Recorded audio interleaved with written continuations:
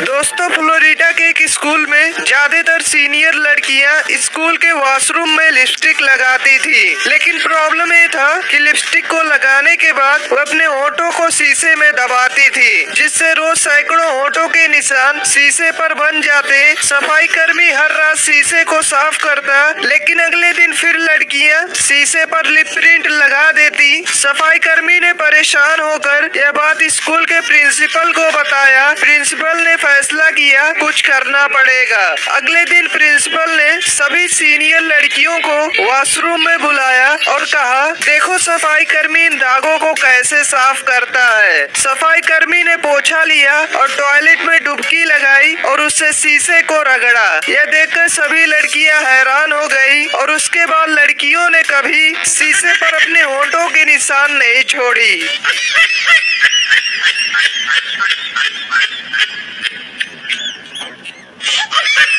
सुनहरी सी तकदीर किस्मत से किया वादा सच्चा लगता था। एक लड़की थी जिसे पढ़ना लिखना बहुत अच्छा लगता था। ख्वाबों की लड़ाई में कई सारी मुश्किलें झेलती थी। बचपन में अपने ईयरफोन्स लेकर डॉक्टर डॉक्टर खेलती थी। मौसम था सुहाना, बहारों की कलियां खिल गई। आखिर हुनर ही ऐसा था कि एक दिन सीट मिल गई। हाँ, डॉक्टर बन चुकी थी वो। सपनों में खूबसूरत से फूल सजाने निकल पड़ी अपनी तकदीर बनाने। पर हवाएं आज खामोश होकर कुछ समझाना चाहती थी। घर चली जा कहकर कुछ बताना चाहती थी। और बस सुबह के 4 बजे लगा कोई पैर दबा रहा है।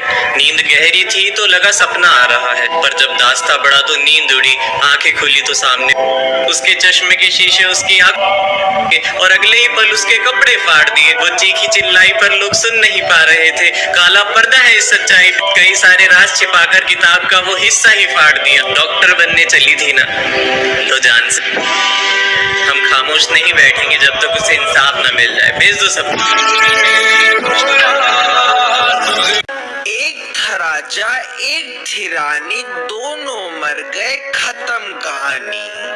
नहीं, बिल्कुल नहीं, क्योंकि एक था राजा, एक थी रानी, अमर हो गई सिया राम की कहानी। एक नगर में एक मशहूर चित्रकार रहता था। चित्रकार ने एक बहुत सुंदर तस्वीर बनाई और उसे नगर के चौराहे पे जाकर लगा दिया और नीचे लिख दिया कि जिस किसी को जहाँ भी इसमें कोई कमी नजर आए वह वहाँ निशान लगा दे। जब उसने शाम को तस्वीर देखी तो उसकी पूरी तस्वीर निशानों से खराब हो चुकी थी।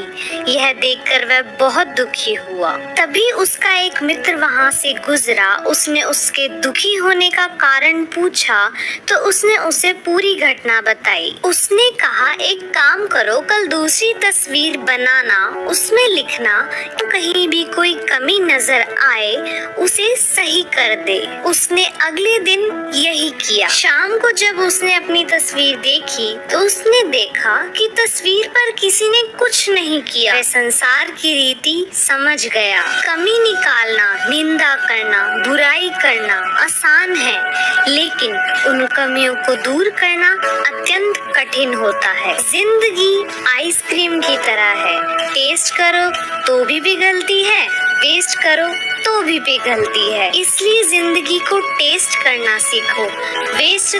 लोहा और सोना आपस में बात कर रहे थे, तो लोहे ने सोने से सवाल किया कि यार तू सोना है, मैं लोहा हूं। आपस में बातचीत शुरू हो गई तो सोना लोहे को कहने लगा कि यार लोहार तुझे बनाने के पहले ठोकता पीटता है, सोनार मुझे बनाने के पहले ठोकता। आप पढ़े लिखे लोग हैं, आग में तपा के ठोका जाता है, लेकिन जब तुझे लोहार ठोकता पीटता तो तू बहुत आवाज करता है, मैं तो चुप रहता हूं, ऐसा क्यों? लोहे ने जो जवाब दिया वो मेरी कविता की जमीन है। लोहे ने कहा, तू ठीक कहता है सोने, सुनार पीटता है तुझे लोहे की हथौड़ी से जो तेरी कुछ नहीं लगती। मैं लोहा हूँ, मुझे जिससे पीटा जाता है वो लोहा है, और जब अपना अपने को पीटता है तो चीख तो निकलती है। वाह वाह वाह। एक महिला ने तपस्या करके शिवजी को प्रसन्न कर लिया। शिवजी प्रकट हुए और बोले, मांगो एक वरदान। महिला बोली, प्रभु मुझे एक नहीं 3 वरदान चाहिए। शिवजी बोले, ठीक है चलेगा, लेकिन मैं तुम्हें जो दूंगा उसका 10 गुना मैं तुम्हारी सास को दूंगा। शिवजी को लगा कि महिला आनाकानी करेगी, मगर भारतीय नारी सब पर भारी। महिला बोली चलेगा। पहला वरदान, मुझे 1 करोड़ रुपए दे दो। शिवजी बोले दिए, उसका 10 गुना उसकी सास को मिल गया। दूसरा वरदान, मुझे बहुत सुंदर बना दो। बना दिया, उसका 10 गुना उसकी सास सुंदर हो गई। तीसरा वरदान, मुझे एक हल्का सा हार्ट अटैक दे दो। उसकी सास को उसका 10 गुना तगड़े वाला हार्ट अटैक आया और सांस चल बसी और सारा का सारा धन बहू रानी का हो गया। तब से शिवजी त्रिशूल लेके उस आदमी को ढूंढ रहे हैं जिसने कहा था कि औरतों के पास दिमाग नहीं होता।